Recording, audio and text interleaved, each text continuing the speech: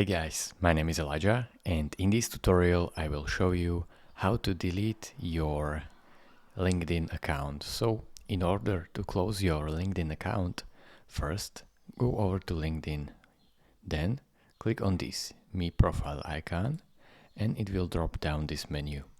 Then simply go over to Settings and Privacy. Click on that. It will take you out to this Settings menu where you have to choose Account Preferences and then scroll all the way down until you see Account Management. Then click on Close Account,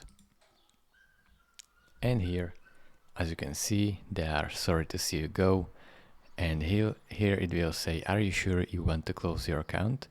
Because you will lose your connections, messages, endorsements and recommendations. Press continue and then tell us the reason for closing your account.